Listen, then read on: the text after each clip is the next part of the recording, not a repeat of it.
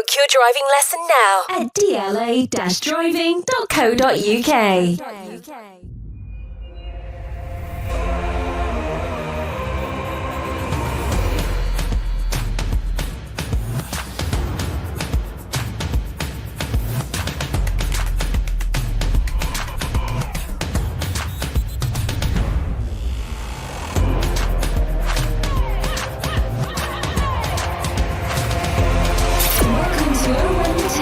Sponsored by DLA Driving Schools. Hello and welcome to Oh in the Town. It's the hope that kills you, isn't it? After a last gasp point at Stoke, I think we all thought, now push on and beat Blackburn, a team that has recently lost to every single team around us. But what did we do? We didn't turn up at all. There was no fight, no goals, again, no clue, some strange substitutions, a poorly defended goal, and then we let 10 men Blackburn run the game. And I don't even want to start mentioning the play acting of some of their players. It was so annoying, but probably what we would want if we only had 10 men. I think a stronger referee may have treated it a little bit differently. We'll see what Darren thinks in a minute. Got your 3-word reviews as usual, and actually we just asked the pod question this week: is anyone still clinging on to a survival optimism? We'll see what you've said. And I've mentioned him already. If you're watching on YouTube, you've seen already. There's only Darren and me here this evening. Darren, thank you so much for coming up. You're welcome. I'm the only one that could face the music, clearly. Well, given your normal optimism, I think we're in trouble tonight. Yeah, it could be a long one. If we just start briefly with Stoke, I mean, we go to Stoke. You know, it's a big game for us with their league position. I can't say we played badly. I mean, I don't think Stoke were very good. They were there for the beating. Yet again, you know, it was fizzling out, and then you had that deflected goal. I don't even know if it was a free kick, to be fair. No, in modern football it is. But no to modern football, that's what I say. Yeah, but it's a rubbish one to give away at that time. I'm trying to remember how it came back, but at the time I was thinking he didn't need to do that. It's one of them. Just usher it back. Usher him back out. He's going nowhere. He's trying to get. We all know he's trying to get inside to get a shot away or something like that. Just see him out. So he didn't need to commit there. But even then, you're thinking we hadn't done much, but they haven't done much. We'll come on to weird substitutions, but did you make the sub before the free kick or as the free kick? Genuinely don't remember. It was around that kind of time. I don't know, because then unfortunately Burt comes on and it comes off. Unfortunate. Yeah, it could have been anyone, but it's just blooming typical. A lad Luton born and bred as well, the guy that scored, isn't he? Another annoying fact. Another annoying fact. So it's just that there are a lot of nothing games, aren't there? And that was a nothing game, but it should have been a something game for us because we so needed to win there. Yeah, and arguably we played better then than we did on Saturday. But the way we finished the game and scoring a goal like that, brilliant, keeps us in it. It drags Stoke back in it, and it was like, okay, right, a point away at Stoke on a whatever night it was, Tuesday night. Seems so long ago. So you kind of go, oh yeah, fair enough, decent enough goal as well, and you think, right, come on then, Saturday.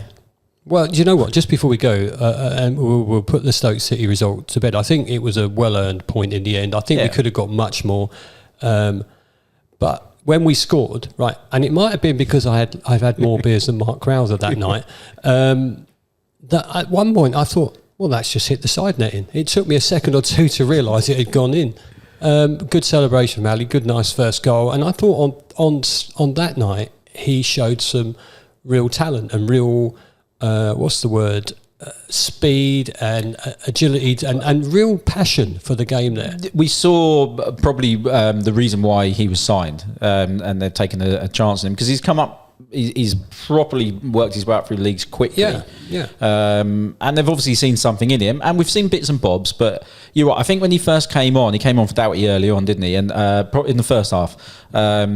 It took a while, but second half performance was really, really good, and it showed what he can do. which was really pleasing. And again, to get your first goal, get that confidence, then you're looking forward to the Saturday.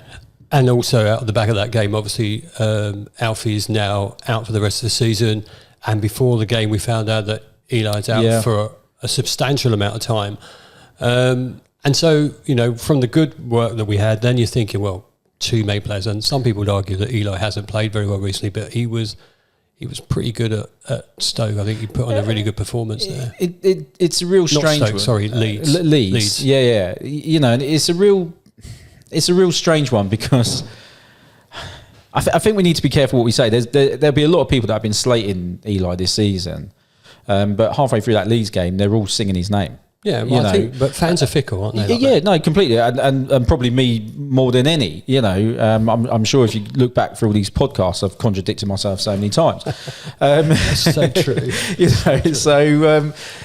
But there were signs that Eli was sort of doing bits and bobs again. But ultimately, you need your goal. You need your strikers to score goals, and him and Morris aren't.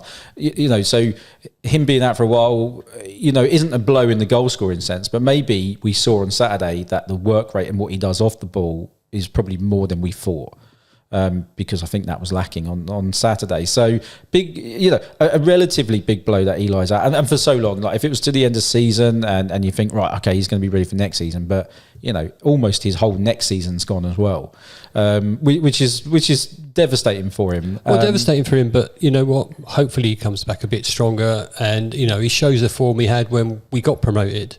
And maybe he comes back into a stronger team that gives him more opportunity. Yeah, quite possibly. And I think the medical now, I think an ACL, you go back years, is that the Gaza one? It's almost career ending. Now they seem to come back from it. Yes, you're out for a year, but players come back from it and whether it's stronger, but they certainly come back and still play a good level. Alfie, look, I'm not sure we've had 100% Alfie for a while. He looks a little heavier. Does this injury for Alfie make it harder for him to move so we keep him? Because, it was thinking, if we get relegated, does Alfie stay or does he go? I think he's still on too many radars. I think the only thing that may just make people think is that that's his second injury this season. He had one earlier, didn't he, that he was out for a while. So, I'm trying to think how old he is. He's not that old, is he, Alfie? No, but, but a couple of injuries in the season. Look, I don't know, but I think he looked a little bit heavy lately compared to how he's been. He's been being taken off a lot more. Is he not as quite as fit, like actually physically fit? Or has he been playing not at 100%? I don't know. Something's not quite been right with Alfie. We don't see the analysts of what happens with each player, but I'm sure they had their reasons. Yeah. But I just think, yes, it's a blow. But I think at times in his Luton career, it would have been a bigger blow than right now. Okay. So we talked about the optimism after the Stoke result, and then we come to Saturday, the big one. Let's talk about the game a bit more. But before we do, we're going to talk about your 3-word reviews of Luton Town 0. I nearly said 1. That was me thinking out loud, wasn't it? Luton Town 0, Blackburn 1. Simon said not good enough. Sarah, hopes dashed again. Clive, embarrassing poor performance. Lee, substitutions were baffling. Pete, big match bottlers. Van, players don't care. Neil, hoofball isn't working. Rich, blanking at home. And Lizzie and many others, League One incoming. Darren, it's just me and you. Let's have a chat about those. Well, 2 straight away spring to mind. I think let's start with the embarrassing poor performance. I'm gobsmacked, Dave. Absolutely gobsmacked in the performance that we put in on Saturday. I cannot get my head around where that's come from. I hope it isn't complacency. Whether there's an element of Eli and Doughty being such big characters, I didn't play to any kind of level of football, but I played for a couple of good Sunday league teams, and we had good players, good strikers, but sometimes they were playing, they're playing for you, but they've got a chance to play for a better team or whatever. And we used to line up, and I remember if they're not taking the kickoff, I'm thinking we're in for a hard day today. And I just wonder whether a couple of big players missing were the players You'd like to think they're up for it. Look, I don't know what on earth happened, but I know, and this is rare for me, but I was well up for Saturday. You know, I was really looking forward to it after the Stoke game, and I thought, this is it. Look, Blackburn are in miserable form. We're in okay, relatively good form. The sun was shining. 140th birthday. 140. Did you go to the bar outside? No, it was good though, wasn't it? Yeah, I really like that. Big canopy outside. You know, you had they brought some of the shop merchandise outside. Some interviews.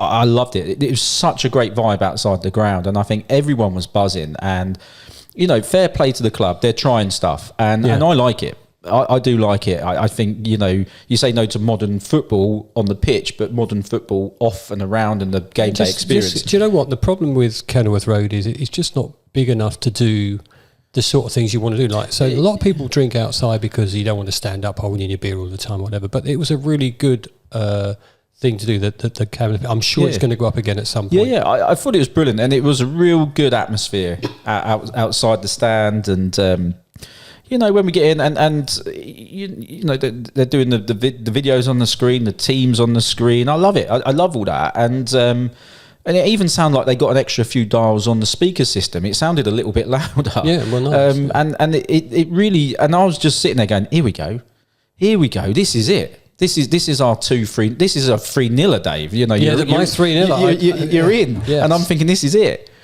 10 minutes into the game, I knew it weren't going to be it. 10 minutes into the game, I was falling asleep.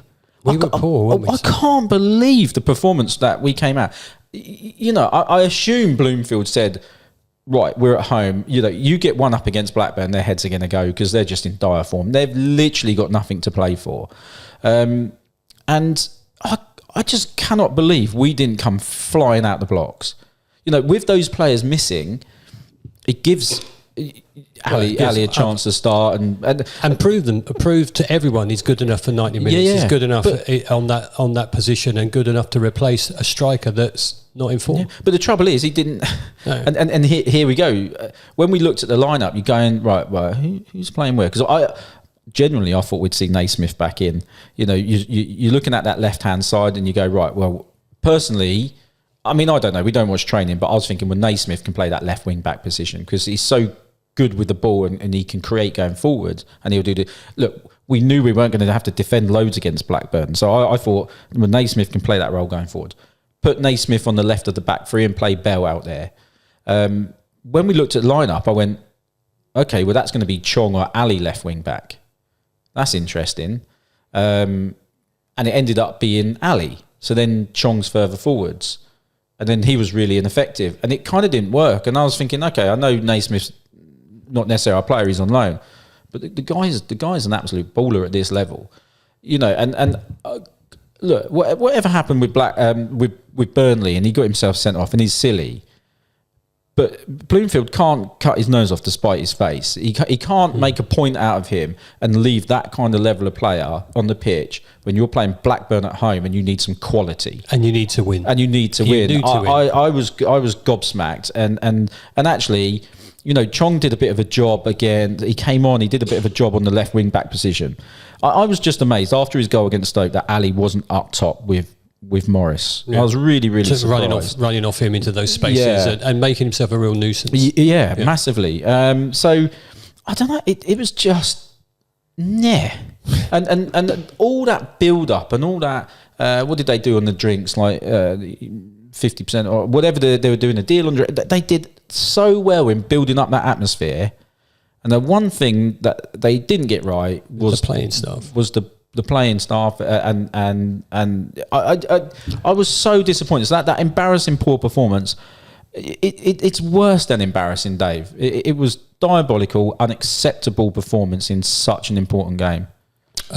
We touched on substitutions in the intro. Lee, substitutions were baffling. I sat there and I thought, what have we done? I mean, obviously you're changing tactics. Are you reverting then to a back four and then, you know, changing things? But and one good thing, I think, seeing Mengi on, I thought, well, Mengi's fit now, so maybe he'll get in the team for the last couple. Who knows? But ineffective. And I'm thinking we're pushing for a goal, and you're bringing on all these defenders. The only thing I could think was they're all quite tall. That's all I kept thinking. Maybe it's they're all quite tall, we're hoping for a couple of set pieces. Okay, so I struggled to read Bloomfield. He's clearly playing the 5 with wing backs. Then I'm trying to work out. It seems to be the Clark and Walsh with Asgard. So is it? I'm trying to count the amount of players. Is it a 5-2-1-2? 5-2-2-1. Just don't know what it is. It's obviously quite fluid, but it's a really weird one. But whatever it is, Dave, right? You're at home against Blackburn, and you have to win. I was surprised that we got 5 at the back to start with. You know, could you have gone 4 at the back, gone a 4-4-2, something like that? But just, you know, impetus in the game, get more players forwards, because boy, do we struggle getting players forwards. But I thought, okay, you know, was it a must win or not lose? I don't know, but okay, play. It was a must win. It was 100% must win. I don't think there's any option there. So why are you playing 5 at the back against the least informed team in the league at home? They've not won for 8 games. Yeah. So, you know, you look at it and go, right, he could have been a bit braver there, but okay, we weren't. So we go in at half time, nil. It was 0-0 at half time. I'm trying to think. I was falling asleep. And you think, okay, so I looked at the stats actually at half time. They had 1 shot and it wasn't on target. And we had about 8 with 1 on target. And you go, look, these guys are going to cause us no harm whatsoever. Please change the tactics. We need to get more men forwards. Because, look, Clark in fairness, is doing a bit of a job in his CDM role.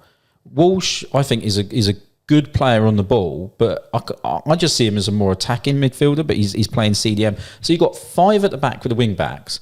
You've got Clark and Walsh. So you've got 7 players playing a defensive role.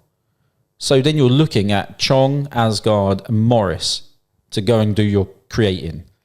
Well, I'm sorry, Morris works hard but creates nothing. Chong was doing nothing and Asgard was trying. He had his one moment, didn't he? He had his one moment, but he was trying. But you look in, and so if you're going to do that, you need to get your wing backs forwards, and they just weren't getting forwards. So you've got to change shape. You've got to change something. And when they came out second half, and we were exactly the same, I couldn't believe what I was seeing. It's like, just have a go. It was almost like they were so scared of losing, they're not trying to win the game. It was so negative. We then, sorry if I'm jumping ahead though. No, it's carry on. We then get an absolute gift from the referee. An absolute gift. Because it was a foul. It's not a yellow card. And I know I shouldn't say this, certainly not a second yellow. We've seen refs not give a second yellow because he knows he's got to send the guy off. He couldn't have been any quicker getting that yellow out and sending that fella off for a routine foul. You know, so on 60 minutes... Yeah, and then you think, come on now. With half an hour to go, you just look at that and go, we have been given an absolute gift. Clark then absolutely flies the free kick over the crossbar instead of putting it in the mixer. And then you go, right, here we go. Let's see some changes. So when the opposition, and because we're 1-0 down at this time. So when the opposition goes down to 10 men, you're 1-0 down at home against the least informed team in the league. Let's bring on 2 centre halves. And you just think, why? What on earth? It was baffling. And not only that, sorry, Dave, but the formation. So you go, okay, right. So he's bringing on 2 centre halves. So we're surely then, and look, there's no, and defensively, we've looked much better recently. But you go, okay, you can't knock bringing on Mengi, quality, bit of pace, and you know, it'd be great to get him up to speed and fitness. So okay, look, I love Burke. I think he's a great player. So you're going, okay, right. So he's bringing on 2 absolutely rock solid centre halves. So let's have a look at this. Is he going 4 at the back? What's he rearranging? I mean, Burke could probably play right back. Who's he pushing up front? You know, who's he going to push up front? He's going to shift everybody forwards. I mean, you could have gone 3 at the back, Dave. I know a 5-3 with the wing backs. I mean, they were awful, mate. Made us look like. But no. 60 minutes with half hour plus injury time to go. He still kept with his 5-2 whatever nonsense it was. And I'm just thinking, he's not even bloody trying. So now we've got Burke at right wing back. You know, look, I think Burke's a really, really good player. He's a great centre half. He could probably do a job at right back, but Burke does not need to be running up and down that wing with his hamstrings. True. Do you know? And with all due respect, he can't swing a ball into the box. He'll try, but he can't swing a ball into the box. So you're going. you got Zach Nelson on the bench, who's more of an attacking player. Is it because Zach Nelson is still quite young and still finding his way, or do you just put him in? I mean, you know, at the end of the day, if you're good enough, you should be on the pitch. That's how I look at it. You know, you could look at Wayne Rooney, 16, playing in the Premier League, all that sort of stuff. Yeah.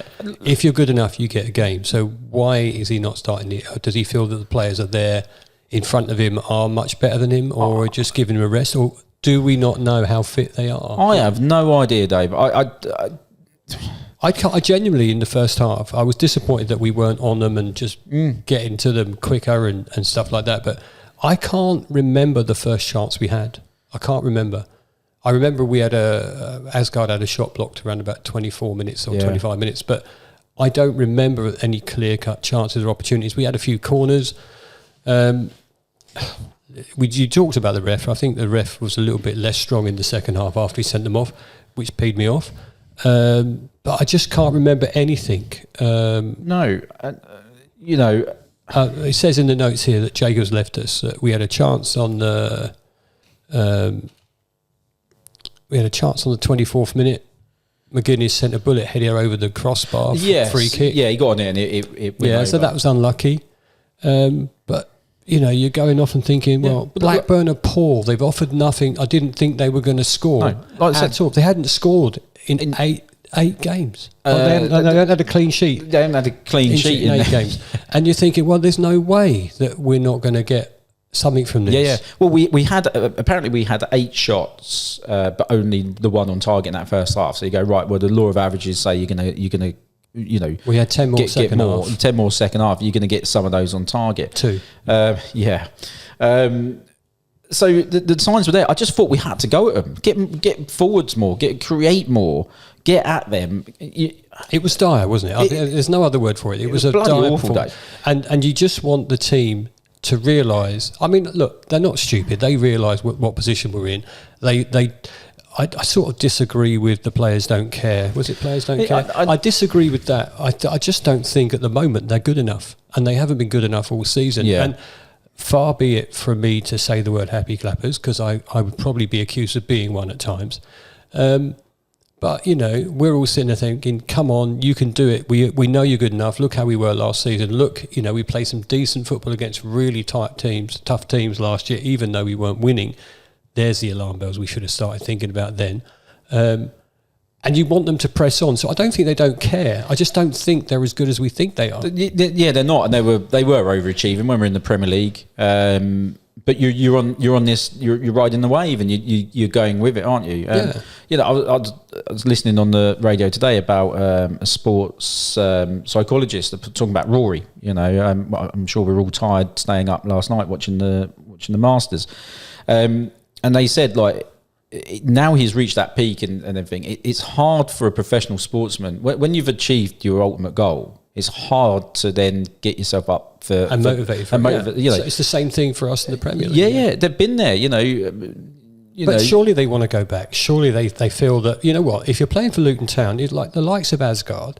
If he's playing for Luton Town in the Premier League or in this Championship, someone's coming to get him at some point. Granted, those players coming in, but we're talking about the old. You know, we're talking about the Morrises, Eli's, the Jordan Clark, the Bells, Morris, Clark, and Bell. Kaminsky's. You know, they'll be sitting there going, "Well, we've done it once, and you know, we could do it again." Surely, you come back down there and go, "I want a piece of that pie again." Yeah, but maybe they go, "Actually, I've done it, you know, and I'm probably not good enough to hit that level." Can we go on? Yeah, no, I was going to say, can we just talk about Blackburn's goal, because that was disappointing defending as well. You're waiting on the linesman to put a flag up where there's miles onside. There is no issue with that. It's a slide rule. I mean, as soon as it goes through, you're thinking, well, this is the sucker punch that Luton always give me. You know, even though we're playing poorly, Blackburn are rubbish. They're never going to score. And then we sort of give them a goal. It's such a shame, because actually that back three and Kaminsky, have been doing well of late, and we're much harder to beat, and we haven't been conceding shitty goals. People have had to. We always say lose to a really world class James for Leeds. Yeah, curled it in the corner. Fine. We could have closed him down, but fine. You don't mind conceding a goal like that. So that's the first really rubbish kind of one. But there's not one individual to blame. McGuinness was in no man's land. He came out, half turned his body, did nothing, so far from goal. Mikoso and Bell couldn't make up their mind who wanted it, and Kaminsky should have just stayed on his line, but he came out like whatever. And fair play, the striker got in there. So it was a collection of poor decisions between them all that led to it. I think for me personally, and I Blackburn fans, if you bother to listen to this, if you're listening to this and I've just called your team rubbish, God, how bad does that make us, really? Because, I think Blackburn would expect more from their team. They'd expect them to play better than they have been. So they'd be grateful for that. And they did the old chant, how rubbish must we be? Yeah. Anyway, moving on, because it was depressing. And you could feel the tension in the stadium now. And then Clark throws the ball back to one of their players and it hits him on the head and he goes down clutching his face like he'd been poleaxed by Frank Bruno. For me, referee should be stronger there. Book him straight away. Yeah. He was just trying to get someone sent off. But, if we can only cling to that, what's going on? Asgard's shot that hit the bar, good movement from him, going across the front of the goal. And I thought, this is it, smash it. And, where's your luck? Well, we haven't created any, we didn't deserve any. But touching on that point about the player going down, I think it was the goal scorer, wasn't it? It's the one that went down.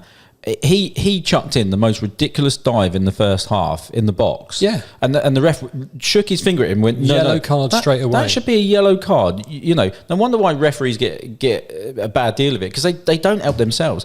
Just look at him and go, you tried to cheat, there's your yellow card. Then he probably doesn't dive around and roll on the floor when Clark rolls the ball to him and he honestly, lets him, So, but if you don't book him for that one, then you turn around to him and go, right, stop this now. Or that, you did it again. They did absolutely what Matt Bloomfield would have got Wickham to do when he was at Wickham. And Wickham Wanderers we know, and just managed the game, and they managed the game to their advantage. Yeah, completely. You don't blame them for that, but it's cheating, isn't it? The clash in the face crap. But the referee and the FA and everything allow this. The goalie at the end, who come out and caught, didn't quite get the corner, or whatever, went down and went, I'm just going to pretend there's something wrong with my knee. Yeah. And then we have to stop. We have to wait for the two physios to come on. The goalie knows he can't go off, so we got to sit there. He managed to waste 1 minute and 50 seconds of that injury time. There's no way the ref's going to add on 1 minute and 50. So he's done his bit. The ref might add on 30 seconds, 40 seconds. Let me just put this the other way then. If it was us doing that to cling on to that 3 points, we'd be loving it, wouldn't it? So we would be loving it because you can get away with it. Football as a whole need to stop this rubbish. The ref needs to stand there and go, look, I know what you're doing. Get yourself up and carry on. If you don't get up, I'm going to book you. And by the way, you've already been booked for time wasting. So you're going to go. If you don't get up and come and take this kick, you're going to go. He will soon get up and he will take that kick. Look, on the odd chance that they are actually injured. But well, they aren't they? Isn't it time that, with the exception of the goalkeeper clearly, but it's time that when someone goes down pretending to be injured, they just allow it to play around them. Yeah, that would make more sense. Yeah. We've been banging on here. I was gonna. I don't know where you were going to go with it, but we kind of came off the subject, the substitution, the tactics, a little bit. We were saying when they got the man sent off with half hour to go, and I couldn't believe we stayed at the. Do you know he stayed as that 5-2-1-2 whatever. Right up into about 77 minutes. So I think he made another sub, whoever it was. And then he went 4-4-2. You could see him. He literally, put his hand up and went, right, we're going 4-4-2. And you go, what now? You've waited all this time to now go 4-4-2. It's absolutely incredible. And do you know what? It's the booing at the end was justified. I didn't. It's justified if you feel that you've paid the money to go and watch that, and you know how big it was for us. If you wanted to tell them fans, the players knew how poor they were. Yeah. Think about it, Carlton Morris has not scored a goal for Luton. for 17 games. Since before Christmas. Yeah. Until Saturday, Blackburn have failed to win any of their last, get this, if this is right, Jacob, it better be, they failed to win any of their last 22 away games. That's crazy. Luton love doing this. We love breaking records for the other teams, yeah. It's unbelievable. For me, I'm not going to boo. I'm gonna talk with my feet, and I didn't leave early, but I left on the whistle. I left on the whistle to get to the bus stop first. But I'm telling you now, a lot of people left early. A lot of people left even... Well, I know 9 minutes went up for... 9 minutes. And fair enough. I think they got that right, because I was thinking there'd probably be 8 minutes to make up for their time wasting. And so fair play. The officials, I think, got that right. That was a 9 minute injury time.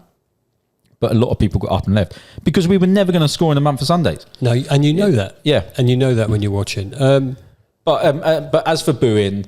Look, I don't know. Surely people we say this. People have the right to express their opinion. If that's the only way you can put it across. Yeah. The players know how bad they were. The manager definitely knows how bad it was. Well, he should do, because for me, Saturday was all on him. I think he got it horrendously wrong. Tactics, substitutions, tempo.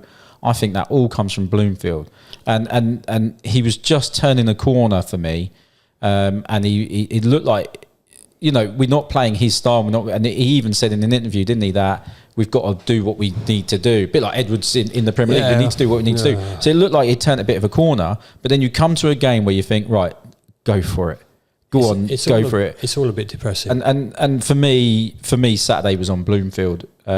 Look, it's not looking good though, is it? We've got 4 left to go. Four left to go. 3 of those are really gunning for promotion. So a couple of things on that. For me, fair play though, because when I went to listen to Bloomfield's interview, I was thinking, don't dress this up, because then that would be a horrendous day for you. He didn't dress it up, So fair play. His interview was fairly realistic and kind of what we were all thinking. So fair play to him from there. But he's got to hold his hands up for that. 4 games to go. Look, we're going down, Dave. There's no question about it. We're going down, but the saving grace is we do tend to play better against better teams. I think Morris came out. No, we do. We haven't this season, though, have we? Let's be fair. Look, Leeds. Did we go toe to toe with Leeds? Not toe to toe, but we gave them a real good game. And Morris came out and said that was like a Premier League game. That was the Leeds game, proper Championship game. Middlesbrough, not a bad team. Great game. We played really well. Should have won it. Sunderland, great game at home. So we do tend to play better against better teams because they play football and we can try and play football. We're no good at this dross, rubbish, awful playing around kind of football. And somebody said about hoofball. Oh my God. It's no one. Just lumping it up to. And look, I think I read a stat that Morris has won more aerial duels than anyone in the Championship. And you go, what a stat. And I wouldn't be surprised because he wins a lot of headers. We don't do anything with him. No, there's no one alongside him. Nobody's within 20 yards of him. And that's not Morris's fault. I said at the beginning of the podcast, if you're still here right now, please go like and subscribe on YouTube before you turn it off. That'd be really useful. It's the hope that kills you. It's the hope that kills you. Now, imagine the scenario that we know. Derby, Bristol, Coventry, West Brom. Look, imagine the scenario we go to Derby on Good Friday and we win. We won't because they're in form. But imagine if we did, the hope comes back again, doesn't it? We need to win 3 on the bounce. We've not won that all season. No. Have we done 2 on the bounce? Can't remember. How many we won all season? 7, 8? Right. Okay. So where do we go from here? We just got to get these 4 games out, regroup. We're going to go down. Get to League One, regroup and come back up. Well, I always thought... It's not going to be that easy. No, but it felt like we'd turned a little bit of a corner and it was like, okay, well, if we're going to go down, not necessarily go down fighting, but at least go down... Well, we haven't gone down fighting at all, have we? Let's be fair. No, but we'd got something against Blackburn, for instance, and Can I just say, technically, for everybody who's listening, I know we're not officially relegated yet. But he's not that far off. It feels that way. But this is what I'm saying. Like, if we'd gone down and we were playing slightly better, and you go, okay, right, if he can get 4 or 5 players in, then you're looking forward to next season. But that performance on Saturday has even burst that bubble for me, because I can't express how disappointed I was with that on Saturday. So you kind of go, right, and if we go up to Derby on Friday, get turned over 2-0 or something like that, and it could well happen. Like you said, Derby are doing all right. Look, if Portsmouth hadn't got that late equaliser, we could be bottom of the league. Yeah, quite easily. Plymouth have picked up points. Derby are picking up points. I think Hull. But you wouldn't argue with that position. Hull have got, as we're recording, Hull are playing.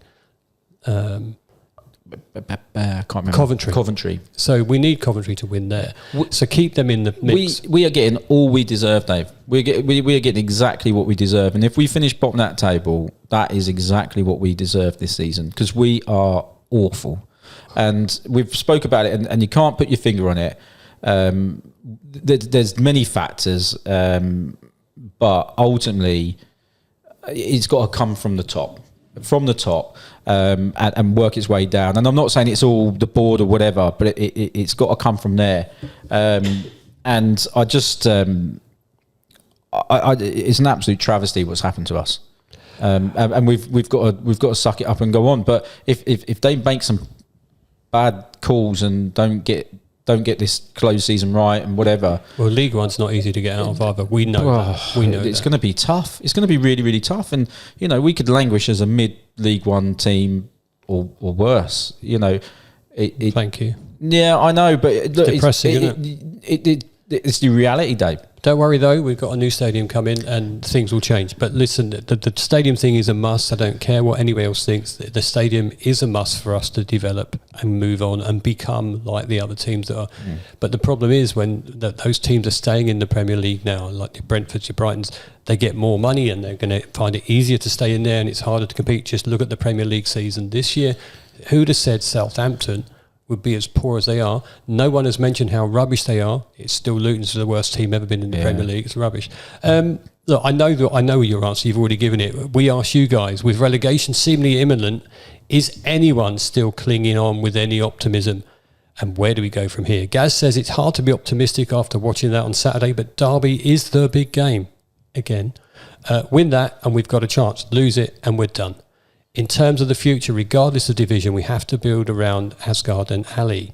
Grant said, I think we're down. The big worry is that League One is a tough old division with some big clubs down there. Next season could be another struggle, and I can't see where our goals will come from. Well, hopefully Cone will sign for us. LTFC Dave, it's not over till it's over, but you feel Derby is a must-win game now. Fail to get the 3 points there, and we can plan our trips to Mansfield next season, which is always a rubbish trip. Bryn, I'm still going to Derby, as am I, Bryn. See you there. But not with much hope. If we lose, it's League One, it's next season, and a massive clear out of the squad is needed. The board better spend money and back Bloomfield, or we could have another tough season next year. Chris says, I felt Blackburn was a must-win as the remaining games are all against team in decent form with something to play for. The only optimism is there nothing more Luton than doing things the hard way. Lose to Derby, then win the last 3 games against the playoff hopefuls. Chris, wake up where the players thought they would be, which is true. They thought they would be heading for playoffs. And finally, Jeff says, realistically, we need 10 points minimum to stay up. To do that, we need to score, and there lies the problem. And I think Steve said this last week as well, 37 goals in 42 games. It's a tough ask. And I think that is the killer. Steve pointed out last week, we've been saying it all season. If you haven't got people putting the goals in, you don't win the game. Yeah, we can't. We're generating chances, but we're not generating good chances. Again, half time, 8 shots, 1 on target. So we are generating chances, but the quality just isn't there. And these are all pretty much saying the same thing. We had a relatively big mix up in the January transfer window. We had a few in. No matter what league we're in next season, we need to do the same again. It needs to be 6, 7, 8 players. The trouble is for us, we need to bounce back. We need to bounce back, and it's not going to be easy. But also, we're saying about and I've read on social net about getting these players out of the club and everything. These players ain't going anywhere. They're on contracts on 20, 25, 30,000 pound a week on contracts. I don't think the club's that naive that they wouldn't build in different salaries for different leagues. Yeah, but it's not. And their agents will be playing around as well, trying to get things sorted. Who's going to take a Morris, a Jacob Brown? Who's going to take these players? That on those kind of wages, they're not going anywhere. They're going to sit there and take their money on their contract, because why wouldn't you? So it's not as easy as we're going to ship all these players out. We might have to get these players working in some kind of system and add a few fresh ones around them next season, no matter what league we're in, and until their contract runs out. Well, there's quite a lot of us going to Derby. If you're going, let's get behind the team and let's hope for a miracle. We're required by podcast law to give our predictions for the Derby game. So I don't know what the others have said. We'll get those on socials at some point. But I'm going to go that you're going to be very pessimistic with the score, Baron. What do you think? Well, no. You can ask me first if you like. I don't mind. Well, go for yours then, Dave. I think we're going to lose. And so, for once in my life, I hope I'm totally wrong, because I've been wrong all bloody season with these things. So I think we're going to lose. I think we're going to lose 2-3-0. I just can't see us getting put. I can't see us winning.